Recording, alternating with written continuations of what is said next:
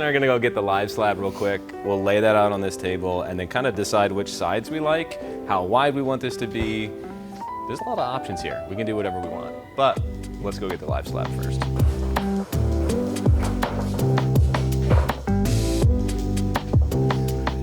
Don't need this. Later. I think these will look really good. We are gonna lose the bark because the bark can be really problematic, right? It's naturally porous, so it has a bunch of air in it and all that annoying stuff. So let's get some chisels and stuff and we'll go from there. Chisels! And let's get some safety glasses real quick. I got these for you. Josh is a fine woodworker, furniture maker, and I am not. So we're working with walnut. It's walnut. And we've got a bark to remove here. Well, we're gonna remove it past this, what is called the cambium layer. So this is the sapwood here, and then this is the cambium layer. So really just we're aiming for the bark here.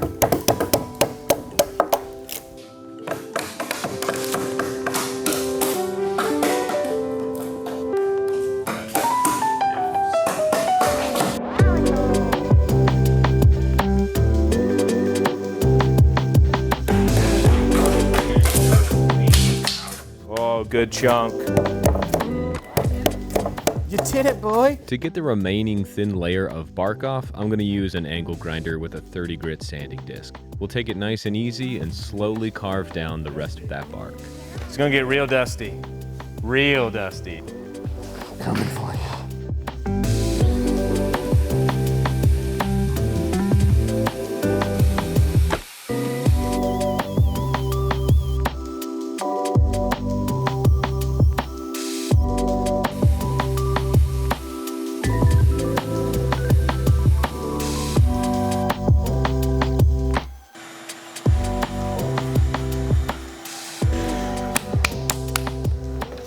Yeah, right call.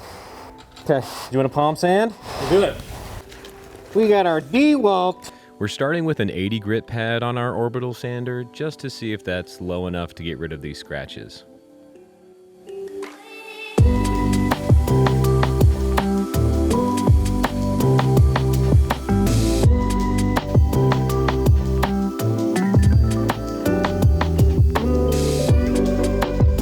And then let's open up the garage door, turn the fan on, air this out. I'm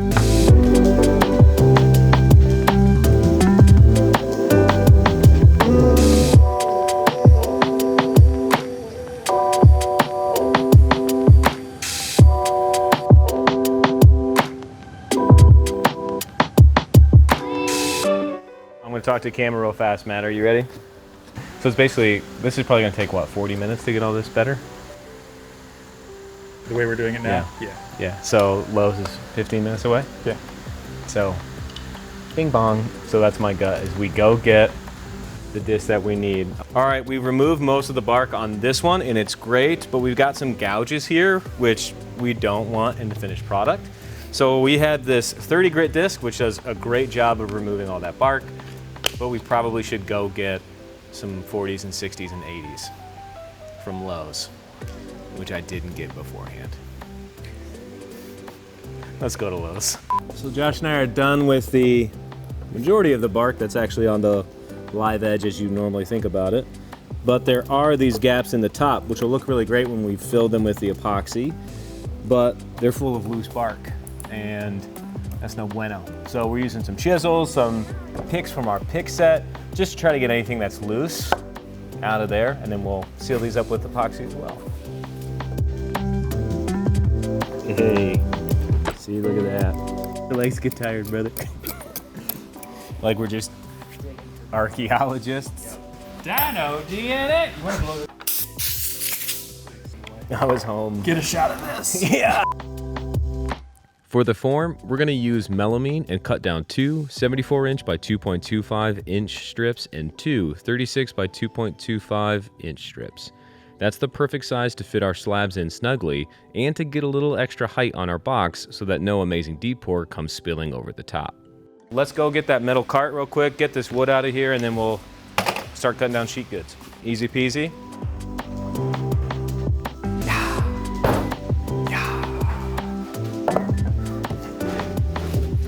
Let's not do the low side. You okay? I kind of did the old hat down. You know what time it is. Pencils? Whoa! All right, rock and roll.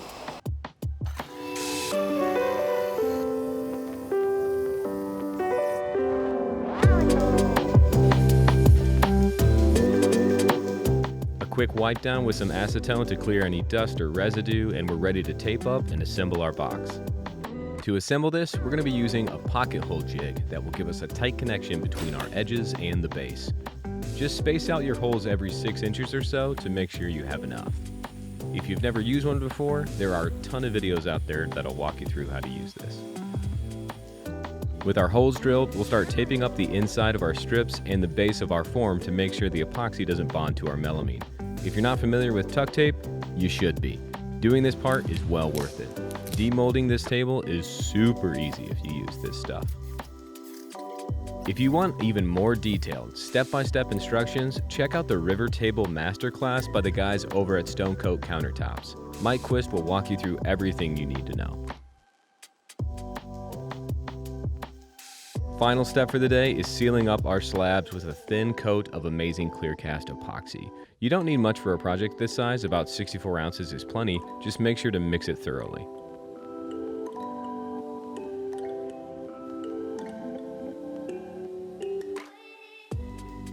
Now stand your slabs up in your form and pour that epoxy along the edge. You want to make sure every inch is good and covered so that everything is sealed up and ready for our deep pour.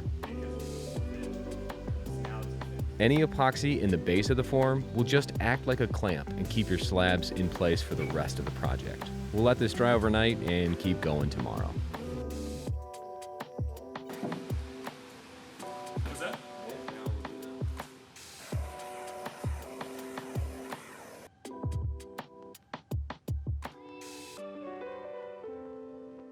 All right, day 2, we've let this top coat, seal coat of epoxy cure. So we're ready to do our actual deep pour, the fun part. So we're gonna use our new amazing deep pour, 2-to-1 product, go up to 2 inches thick in some castings. For this application though, we're not gonna go that thick. We're gonna do about a 3/4 inch pour at a time. That way there's plenty of air release. Step 1 though is we've gotta make sure that this whole table is level. So Josh and I are gonna do that first. So what we can do is popsicle sticks. Test it first above. It looks like this will get us that perfect level. So let's just see if this does the trick. Look at that, beautiful. Bring in the resin. I couldn't resist. Amazing deep pour, here it is. This is the 3-gallon kit because for everybody, I'm gonna say this very clearly, it is 2-to-1. It is not 1-to-1, it is 2-to-1, so duly noted. But real quick, we need to know how much we're gonna pour. So we know basically the width of our river on average. You said it was about 6? Mm-hmm. Okay, we know this is a 6-foot table, so 6 inches, 72 inches. And then the depth that we're gonna do in one pour is gonna be 3/4 of an inch. So we'll do 6 times 72 times 0.75. That's all right. 672, 775. So 324. So we have 324, and then there is 0.554 ounces of resin per cubic inch. That's on our website. All right, 324. So 324 times 0.554 equals 179 points. So we're gonna round up a few ounces to make sure we have enough, but about 180 ounces. It's a lot of ounces. So that's what we're gonna do. We'll split it into 2 buckets just so we have a bucket that can handle it. So we'll both mix them up. And you've got gloves on already because you were prepared. So I got a glove up and we'll get pouring. The main thing we're gonna try to do is think about a calculation that's gonna get us to 2-to-1. So if we do 96, that's 3 quarts. That's perfect because we can do 1 quart of the B side, which is the hardener. So we'll fill the hardener up to 1 quart, and then we'll do 2 more quarts up to 96 ounces with the resin. So I'll do 96, you do 96, 192, which is plenty to do our first pour. If we have a little extra, I'm not gonna be mad about that. make sure you have enough. Okay, so let's do that. We'll get these bottles open and we'll start mixing. 2 to 1, so 1 quart and then 2 quarts.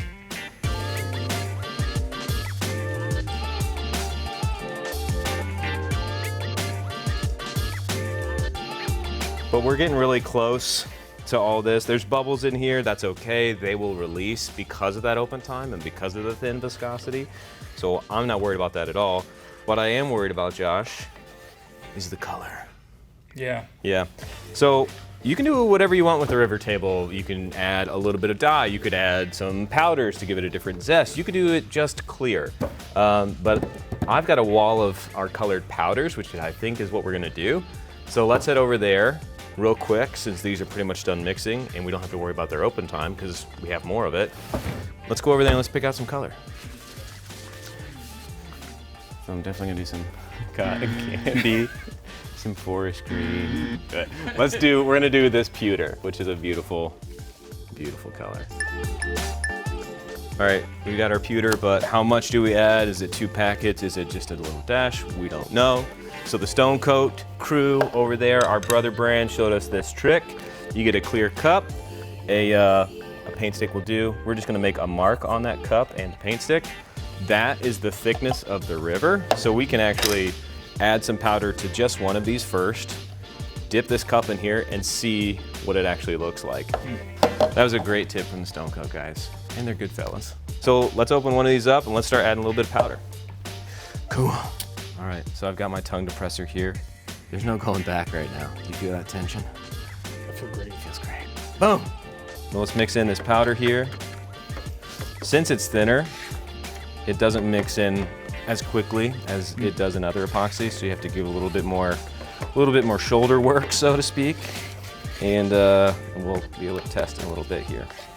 Why only mixing one and not having Josh mix is because if I add too much powder for what I actually want look-wise here, that's okay. I can just use some of the clear that we've left and dilute it a little bit. We got our mark. Give a little dip here. Oh, I almost hit the mark exactly. So that's it. I gotta be honest with you. I don't like the translucent, cloudy look. I think we should go ham bone. Even more. Yep. Same size as last time? Yeah, so we're at 2 scoops right now is our mixture, our scientific pour. I will give you a turn mixing them. 3, 2, 1. It's really nice. I like that. I'll stir this just so I'm doing something. Otherwise, it just looks like I'm just. Yeah, man, keep going. You're doing a great job. You ready for a check? Yeah. I think that looks fantastic. All right, you're basically there-ish. I like that. What do you think? I like 2 scoops. 2 scoops. 2 scoops it is. So let's put 2 scoops in here. We'll mix this up and then let's get pouring.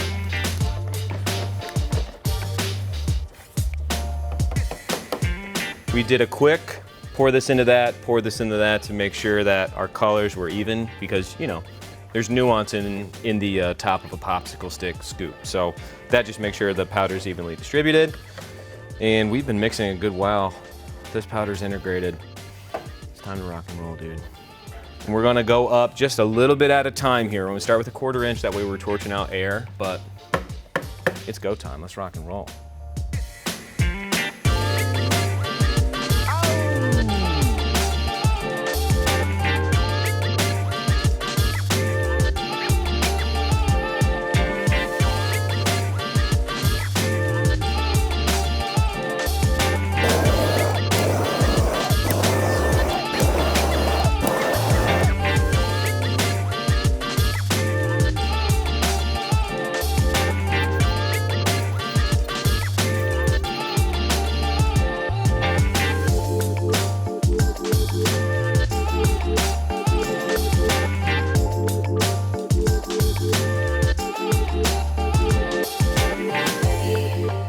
It's the next day. We let our first pour sit overnight, about 16 hours, so it's still tacky but not fully cured yet.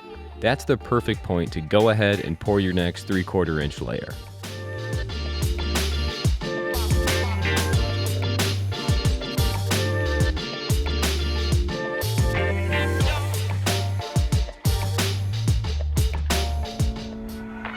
So So I didn't have the slab jig that our good brothers at Stone Coat have that would really level out these slabs before we started pouring. They were pretty much good to go. Josh and I did some checking. There's a couple of high and low points, but we decided to plow ahead, which works perfectly, but there's something that's gonna happen that is totally okay and totally normal, and I wanna prep you before we just jump in and then you suddenly start panicking. So, the height of these slabs is a little bit different at different points within the wood. The biggest difference being right here, where between our final pour and our edge is about 1 inch, and on the opposite side with the other slab is about 3/4 of an inch.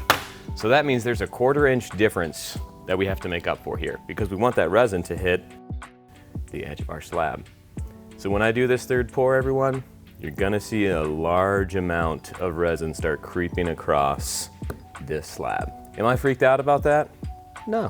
That slab jig will demold this, and then we'll take off 1/8 inches and 1/4 inches until we're down to nice, beautiful wood that we can finish. So it's all good. We'll be fine. I just don't want you guys freaking out when suddenly everything goes over.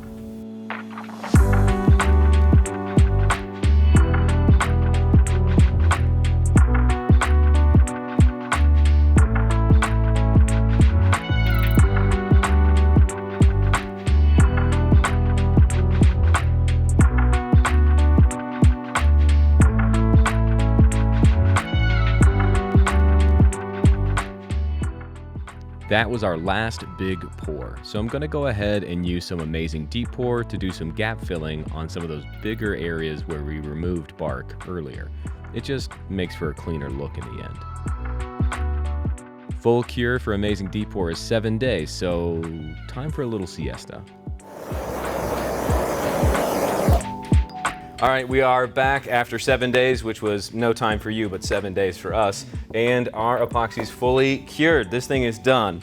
So now is the fun part. We're gonna take this thing out of the form. So that means unscrewing the box here, taking out all those pocket hole screws as well.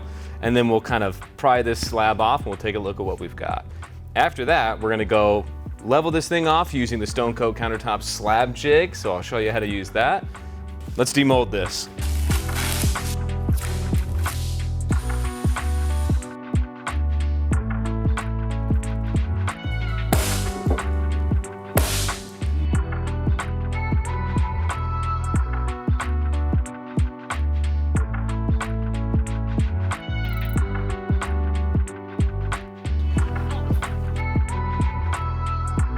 Here's the deal. This is a real quick slab jig table. So we're gonna put the slab jig on top of this and actually level out our river table. But in order to make sure that it's leveling out for real, this needs to be level. So we need to level this out. So we're gonna do that next, and then we're gonna bring our river table back, put it in here, start leveling. Let's do it. Let's go!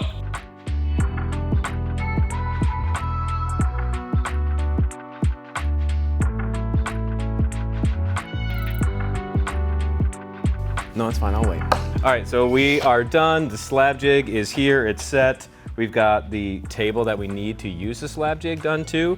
So watch that video from Mike Quist where he teaches you how to set up the slab jig, what you need table-wise. He'll guide you through it step by step. So we'll link you to that video so you have all that information. It was helpful.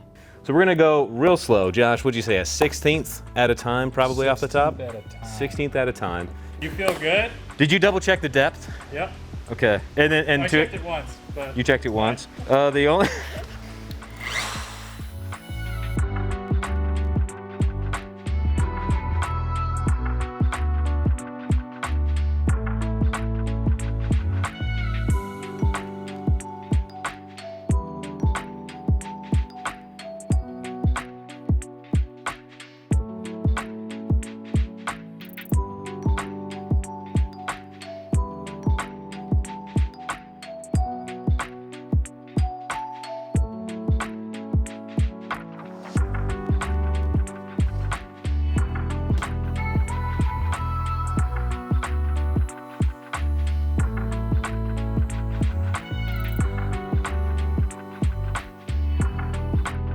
Now that we're flat on both sides, it's time to square up this table. We'll use a track saw to trim up one side and then measure across at a set length to lay out where we need to trim up the opposite side. To give this table a more modern look, we're putting a 45-degree chamfer on the bottom edge with our router. Totally optional, but an easy way to elevate your project. We've measured, we are square as could be. Okay, let's talk sanding. We're gonna work through the grits, right? We're gonna start with 40, and then we're gonna go up to 60, then 80, then I think we have 120. 180, right? Then 180, and we're gonna take it up to 220 on this project, which is great for the finish. Yeah, we're actually going to use our amazing Clearcast Plus. That's our UV enhanced epoxy. So it's going to protect this thing very, very well. The thing to keep in mind is that as we're sanding, we're still removing material. Right. So we want to make sure we're even across. So one little trick I like to use, take a pencil and mark up your board, and then you're gonna run, and you do that all over. So just, you're literally talking like this. And the reason you do that is that as you're sanding, these lines are gonna disappear.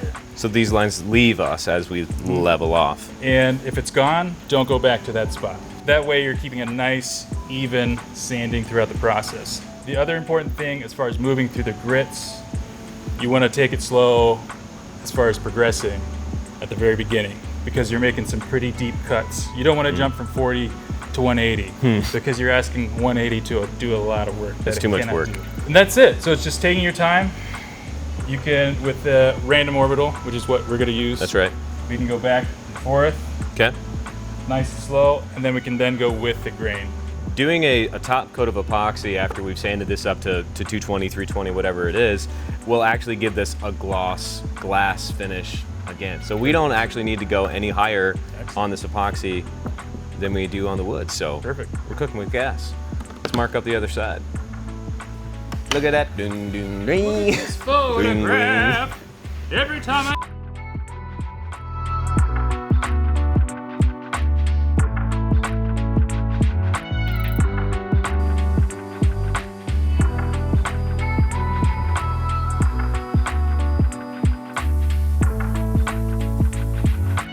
Now that we're all done leveling and sanding, we've revealed some more small gaps that we want to fill. A plastic syringe and a few ounces of amazing Clearcast, and we're golden. An overnight cure on the gap fills, and I'll sand it one more time with 220 to make sure everything is ready for our top coat.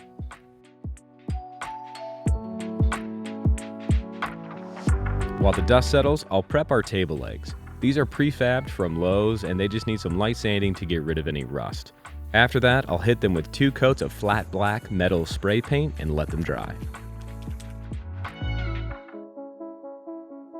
It's time to see what all our hard work has gotten us. A quick squeegee coat with ACC Plus to seal the wood, and then a top coat to finish things off. Let's go.